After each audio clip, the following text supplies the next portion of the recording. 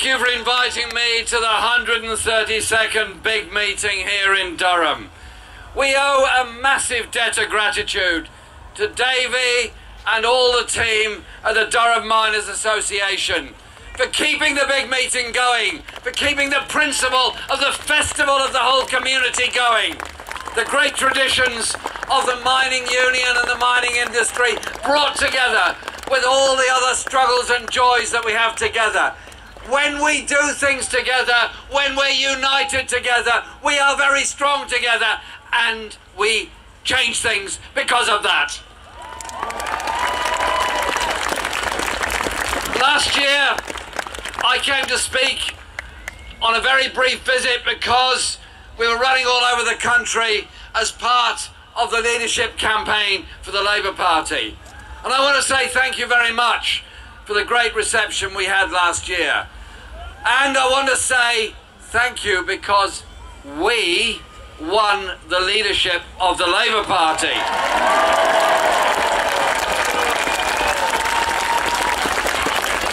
It was a victory for everyone who believes in a really just society. Those that believe that socialist ideas and socialism is the way forward. It was people believing things together. And I tell you this, I consider it the duty, whoever holds the office of leader of the Labour Party, to be at the Durham Miners Gala.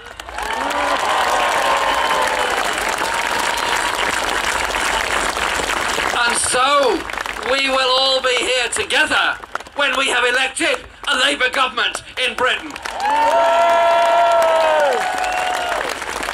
Today is about solidarity. Solidarity of the mining industry. The banners and the bands that marched through the city this morning all show the struggles that so many have been through. For recognition, for safety, for justice. Those miners who died in unnecessary accidents because the greedy pit owners weren't interested in safety, only in profits they could make from the coal. Those banners are etched with sadness and with the shame of those that made so much at the expense of the lives of so many miners.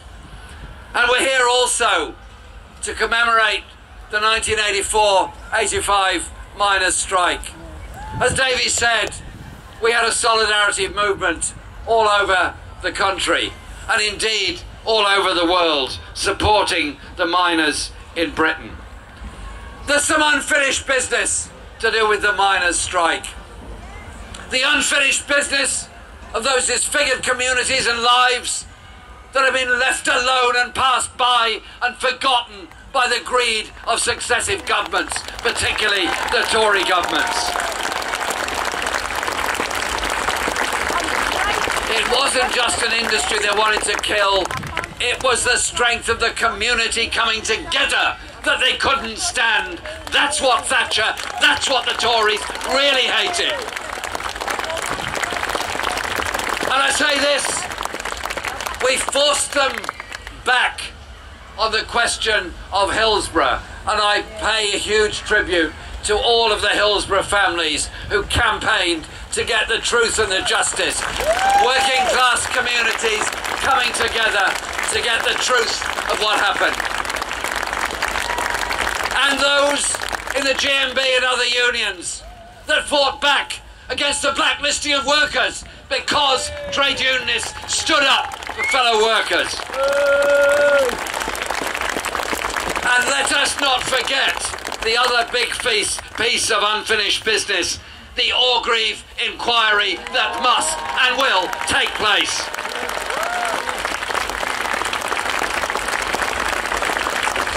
The miners' strike taught us a lot. It taught us a lot about how ordinary people living in poverty in inner city Britain, starving in mining communities, or in great trouble elsewhere in the world, recognised the struggle of the mining communities and came together with support, with money, with food, with solidarity, with all of that. And so it is a great tradition of the big meeting that there are international speakers. And I was so pleased, and I'm so proud to follow my good friend Napoleon Gomez in what he said on behalf of the miners of Mexico. He cannot go to Mexico because it's not safe for him. He's not allowed there. He leads the union from exile. But such is the faith in him and the union of the miners of Mexico, he is re-elected time and time again. And he gave you all a warning of what happens when big business decides it will run the trade system of the world. The enfranchisement of global corporations through NAFTA is exactly what is being planned through the Transatlantic Trade and Investment Partnership. We don't have enemies who are working in factories and mines in the USA and Mexico or anywhere in Europe. They're our friends, they're our compatriots, they're the people we share solidarity with. We don't need a trade treaty that empowers global corporations at the expense of democratic governments and democratic society. Think very carefully about that and listen very carefully. Because this is about solidarity. The Tory government's tried to destroy it, and we have a choice. Do we go together in solidarity going forward to improve the lives of everyone, or do we allow brutality to divide us? Brutality that divides us and scapegoats minorities in order to turn us in on ourselves rather than united against the forces that are trying to divide us.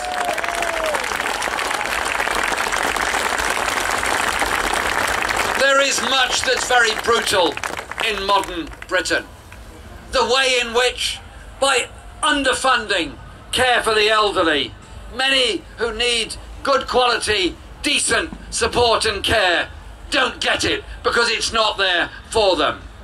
Why so many people who experience disabilities were not only threatened with removal of their personal independence payments, but also often live in deep and serious poverty, unable to make the most of their lives. I tell you this, a civilized society is one that looks after and incorporates all people.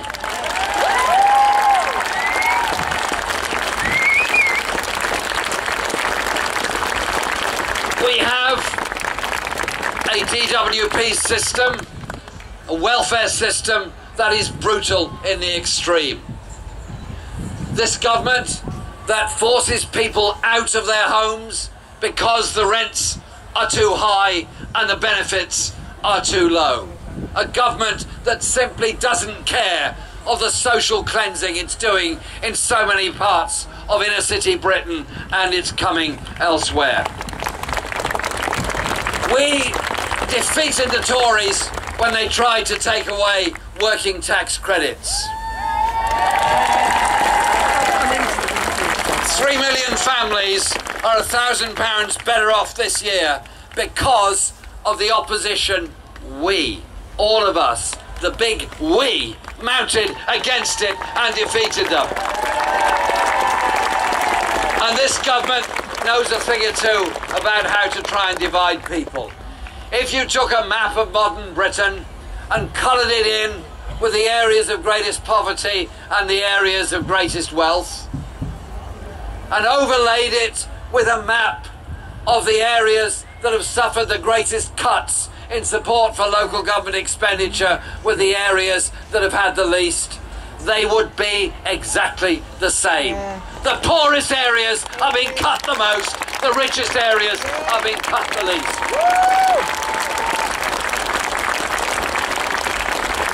So we fight back against this as a team working together. And it was an honour last night, as it was today, to hear Tim and Dave talk about the teaching assistants and the struggles they're going through. And I echo what Davy Hopper said. Get this thing sorted, please. Because a school is a bit like a microcosm of society. A school needs cleaners.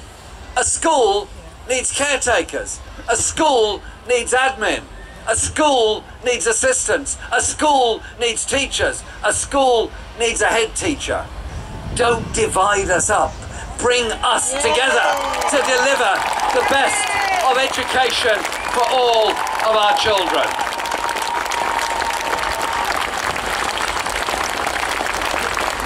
This year, the economic and welfare policies of this government will drive, wait for this figure, another 200,000 children into poverty. The same government has presided over the increase in homelessness every single year. People tell me that Labour will be very appealing when it stops talking about these kind of things and starts talking about something else. I just say this on a moral point. If you're well housed and you've got a reasonable job and you're kind of doing okay, is anyone actually comfortable stepping over a homeless person sleeping in the street on the doorstep outside your home? Are you comfortable seeing people who should be given care and support through a mental health service that often lets them down, begging on our streets when they should be supported? Are we comfortable when we know there is sufficient to go round, but there isn't sufficient to assuage the greed of the very rich? Are they comfortable with that in our society? You and I know the answer to that. The greatest single achievement of this movement, I believe, was the creation in 1948 of the National Health Service. Healthcare free as a human right at the point of use for everybody. There's something humbling about going into a maternity unit in a hospital, seeing a newborn baby, and the first thing that newborn baby is given is their NHS number. Free healthcare for the rest of their lives. And for that society that will do things in a very different way. Too many people and too many communities are being left behind in modern Tory Britain. Too many areas where skilled jobs existed, industries have died, and good jobs have not been replaced. There's a lot of debate about what's happening in the Labour Party at the present time, and I'm inundated with questions all the time, and I have patience that is infinite to answer questions and questions.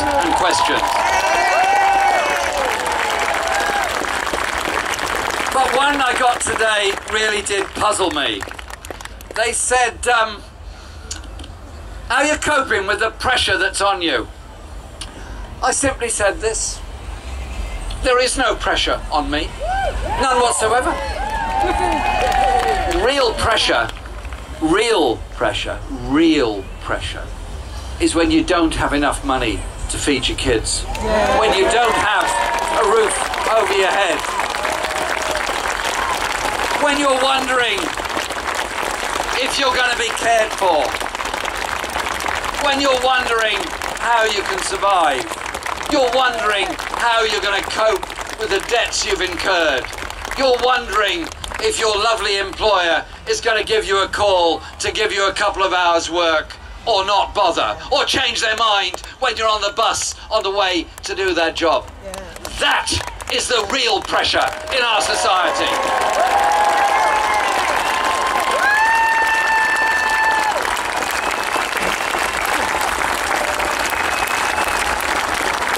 For those people struggling on low pay, struggling on 0 hours contracts, not knowing what's coming from one week to the other, not knowing if they'll be able to pay the rent, not knowing if they're going to be homeless, not knowing if their children will end up in care.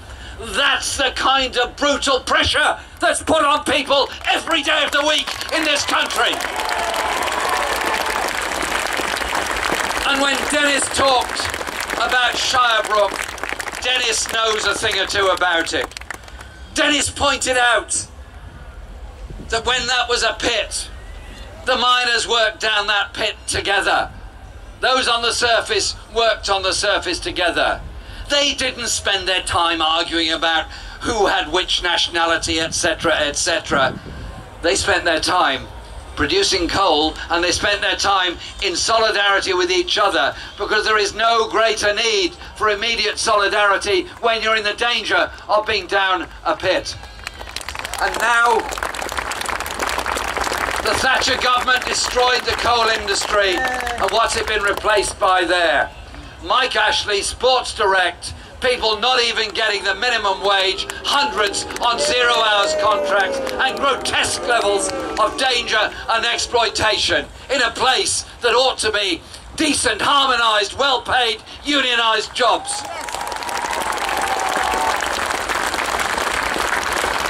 So if anybody says that unions don't matter, think of the parallel of the great struggle to found the National Union of Mine Workers, to bring together the area associations, and the way it brought about national pay bargaining and national conditions. I say to anyone who thinks a union is not for them, one day you might have an accident. Sadly, it might happen to you. One day an employer might be unreasonable towards you. You're then going to need a union. Don't wait for that day. Join now. Dennis pointed out that after the Second World War, this country was basically bankrupt. The national treasure had been rinsed out to pay for the war. But the post-war Labour government had a different way of doing things. It said, we have to build a society where everyone matters. Therefore, an economic policy of full employment, of public ownership, of major industries, an economic policy that enabled a national health service to come around and be here for all time, council housing to be built to give people secure homes, to eliminate the worst aspects of poverty within our society. Somewhere over the past 20 years, 30 years maybe, we've kind of lost our way a bit. Neocon agenda has come along, which says that all that matters is creating further levels of inequality in order that the very rich up here might be a bit of a trickle down, and the very poor down here might get a job doing something to help them out. We're told that austerity is necessary, and we've all got to be punished because of the excesses of the bankers in 2008, 2009.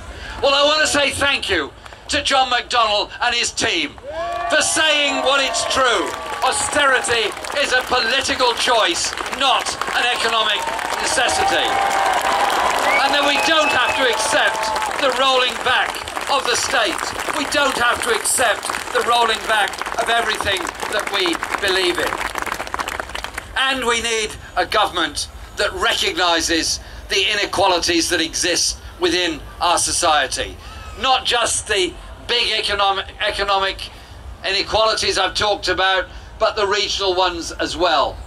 Why is it in Boston, Lincolnshire, the average hourly income is £4 less than the national average? Why is it that there's 44 times more public investment going into infrastructure in the southeast than there is in the northeast? Why is it we have these degrees of inequality? Surely we need a government that will bring the country together, that will invest in all the regions of the country, that will invest in the infrastructure and the industries that we need, and recognise the skills and the talents that are there for all people.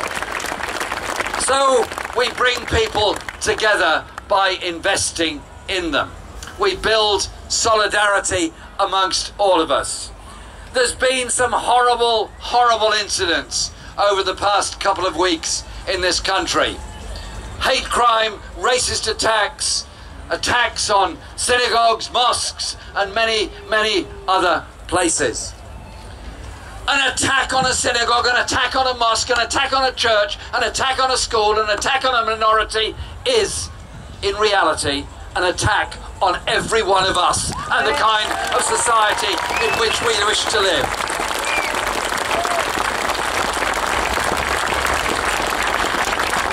Prejudice doesn't build a school, doesn't build a hospital, doesn't create a job. Prejudice and that degree of racism only encourages more prejudice, more hatred and more racism. Our movement was founded, our movement exists to bring people together in order that they could achieve justice for all, not just the few.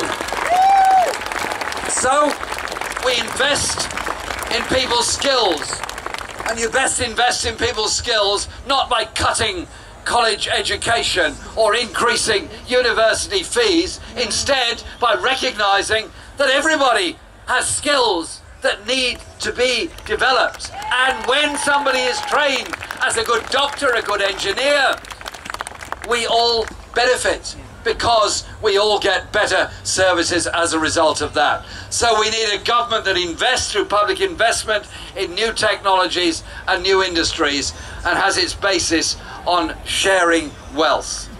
We cannot be a civilized society until we eradicate the scourge of the depression of high unemployment, of underemployment, the scourge of children living in poverty, of pensioners having to choose between heating and eating in winter, of people not knowing what their hours of work will be from one week to the next. Democracy is something we fight for, something all our forebearers fought for, to gain the right to vote. There's a complete line of connection between the Great Reform Act of 1832, the Factories Act of 1840, the Education Act of 1870, the National Insurance Act of 1908, the National Health Service Act of 1948, the Equalities Act of 2010. These things happen because people are empowered through democracy. Our movement is fundamentally based on democracy and the right of our members to make a choice of the direction in which our unions, our movement and our party wants to go. We recognise our solidarity in struggle. We recognise the need to defend our human rights and the human rights of others all around the planet. So we don't walk away from international obligations on human rights. We strengthen them because strong human rights helps to prevent war and helps to prevent the disfigurement of so many people's lives. And we work for the concept of a society, a community where everyone matters. Every child deserves security, health, education and the ability to expand their imagination. Ours is not just an economic endeavour and an economic set of principles.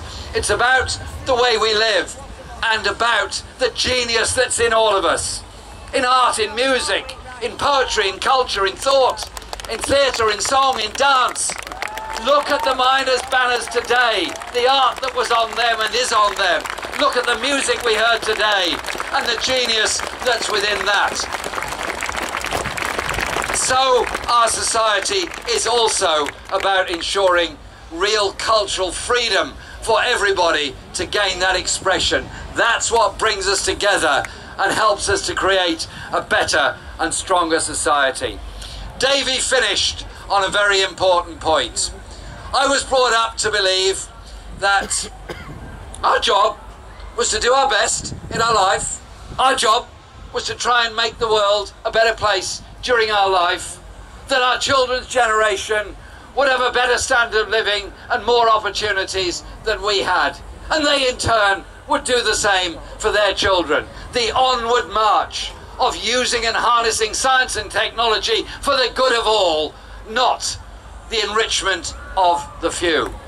And so why are so many of our young people being told, sorry, but there might not be a health service there for you. There might not be sufficient pensions there for you. You might be deeply in debt because you tried to get an education.